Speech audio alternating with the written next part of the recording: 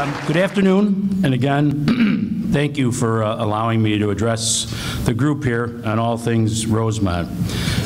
As Katie said, we've experienced another great year and are looking forward to some exciting things coming in 2020. The economy in Rosemont continues to grow. Please don't tell them that in Springfield. They'll come and take our money. And I'll make sure we protect that, hopefully, when we're down there. But our revenues continue to outpace last year, and things, again, are going really well. And hopefully that equates to great business for you guys as well. In the past year, we opened the new Rose Hotel, as well as Carmine's, Trulux, and Dave & Buster's in the Pearl District.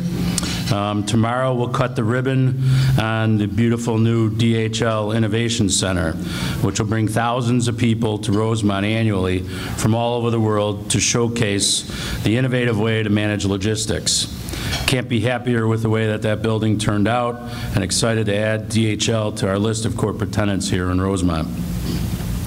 As far as our village enterprises go, and I don't see Pat here, so he must be working really hard, or, yeah, he's playing 18. But they continue to prosper as well. The Allstate Arena was named one of the top venues in the industry, while hosting several top performance acts, and including being the home of the Chicago Wolves, our hometown team, hockey team, celebrating 25 years of play last year at the arena and advancing again to the Calder Cup Finals.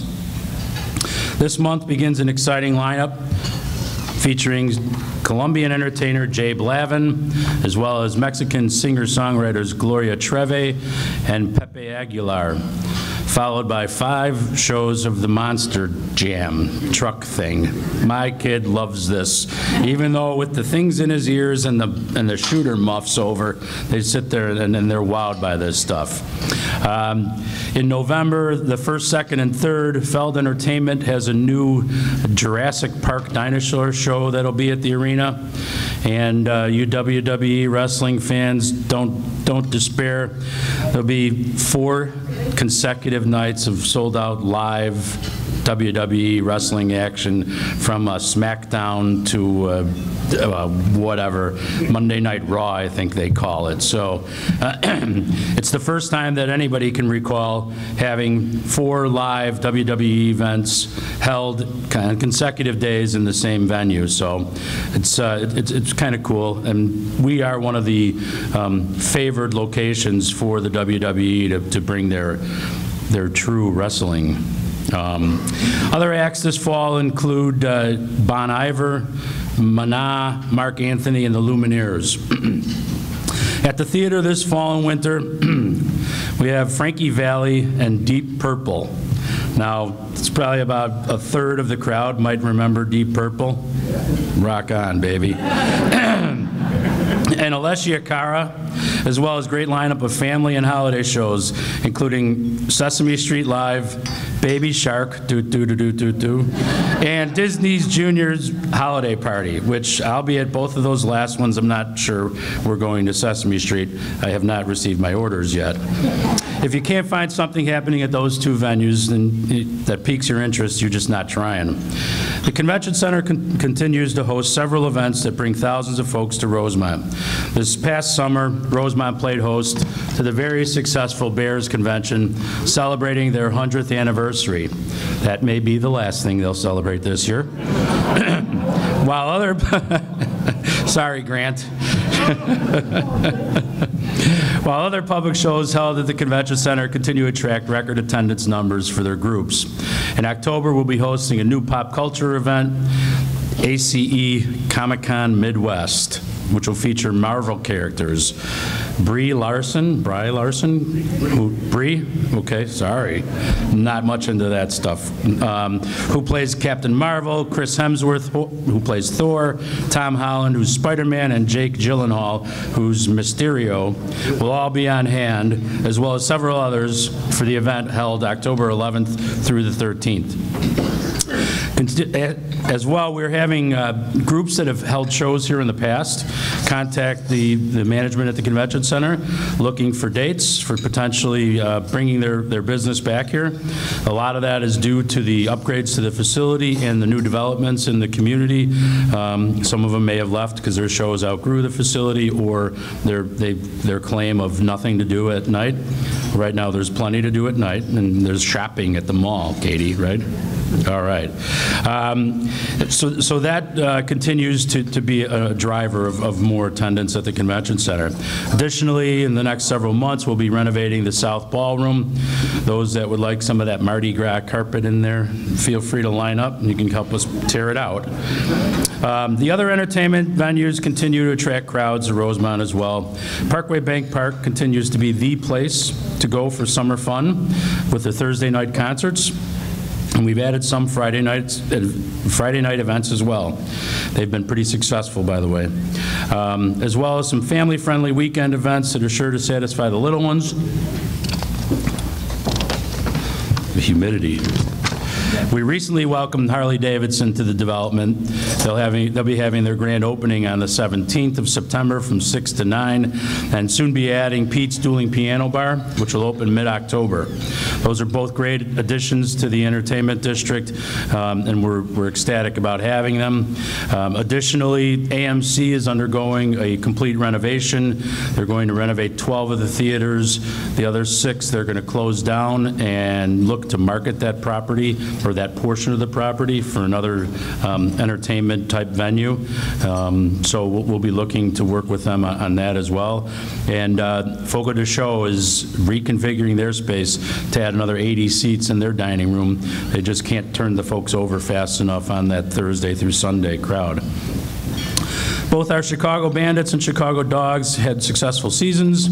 Our women's pro fast pitch softball team, the Bandits, was the regular season champion, advancing to their second consecutive Cowles Cup Series. Many of the players received individual accolades. We had one gal that missed the Triple Crown by 1/100th of a point. So there's some talented ladies that play in this stuff, and please come on out and see them. The Dogs saw their attendance grow to over 3,600 per game, placing them 3rd in the American Association for average attendance, staying in the playoff hunt until the last few weeks of the season. I don't think Zambrano did it for him or himself. So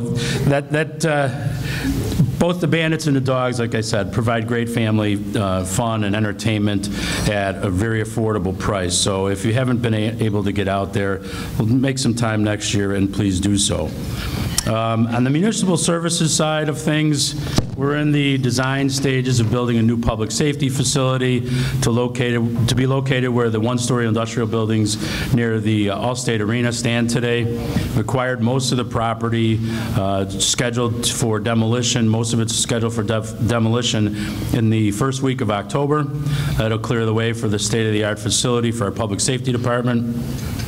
Our hope is to begin construction once the weather breaks after the first of the year and be completed and fully operational no later than the first quarter of 2021.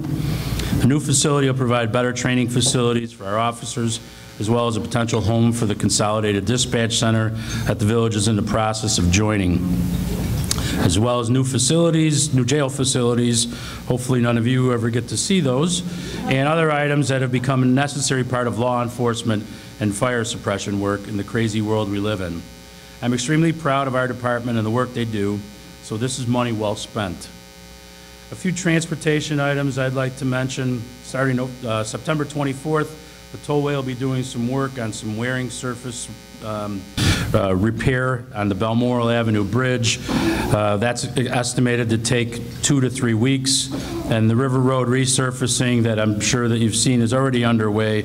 That'll go from Bryn Mawr Avenue north to Devon is currently underway. They're going to start doing some grading and surface grinding this weekend, Friday, Saturday, with new pavement going down next week.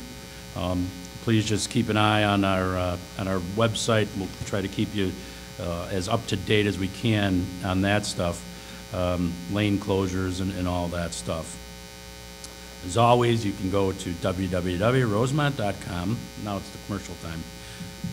and look and see all the events that we have going on in town, as well as our construction projects that we're involved with, and various other things. The Rosemont Vine is also something you can sign up to get an electronic newsletter that is very helpful as well.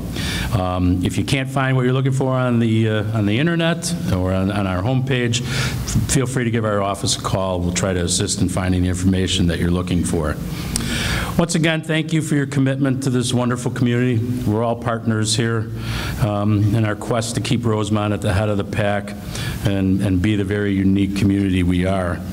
I guess I will entertain any questions, and hopefully that's enough. You know, keep our first responders in mind today with the anniversary of 9/11 as well. So that's all I have. Hopefully that's enough. Any questions? Rich, you got a question? What's for dessert? You know, one other thing, there are a few other things. Let me just go off. Okay, this is done. I can put this away. I have to give this. So we'll go off script a little bit. What does everybody think about marijuana dispensaries? Nobody, you know. All right, how about video gaming? How's about sports book? Now, the village is allowed in the new gaming legislation to be a part of the application process through the All-State Arena. Doesn't mean that it has to be in the All-State Arena. The legislation is crafted that says more than 17,000 seats, and you have to have some professional sporting events, and it can be within a 5-block radius of the arena. We are going to put together a committee that is going to take any interested parties and have them come to us and let us know if they want to use that license. The village is not interested in using the license. We're just interested in getting the revenue from it. As far as we're looking at video poker right now, only because there have been really no significant problems. There are huge amounts of revenue that are involved in it, and we have heard from some of the folks with liquor licenses that would qualify for this to take a look at it. So we're going to look at it. That doesn't mean we're going to do it. If we were to do it, we're not going to allow the neon signs in the windows that say slot machines and all that stuff that would go sort of hand in hand with some of these what do they call them, gaming cafes that are out there that are, you know, 2 bar stools with a table and they call that a bar, and then they have 5 video poker machines in the back. But there's some interesting numbers that get generated by that stuff. And again, it hasn't been any problem, or we haven't been able to identify any real substantial problem with that. And with our large group of folks that come through our community on a daily basis, we think that there could be a real interesting story there, and to take a look at that. As far as the marijuana stores, I really can't identify any space in Rosemont where I think that one would belong. It's here. The state is relying on the revenues to really help the state out. I don't know that I could be for it. It's a situation that, again, our board is looking at and probably going to make a decision, hopefully by next month, on whether we opt out or we decide to do this. But again, I don't know that there's a right spot for that. Anybody wants to smoke it, smoke them if you got them, isn't that what they say? So it's here. It's part of society, and they're using it to generate some revenue for the state. So that's what we're up against in the next month here. We're trying to come to some decisions there. As Katie mentioned, I was appointed at the end of June as the state rep for the 20th district. Look forward to representing the constituency of the 20th district with the same tenacity that I do here in the village of Rosemont. We'll see how things go. I am circulating getting petitions for re-election for the 2020 election cycle, and then there's a remap that comes up, and the Democrats control the process, so being a good Republican, I don't see them helping us out very well, but we'll be involved in the process and hopefully have something to say about that. So now, any questions? I can't believe how thorough I am. Well, again, thank you so much for having me. I truly appreciate all the things that you guys do for Rosemont, and if there's anything that we can do for you, let us know, and we'll be able to help you out. Thank you again.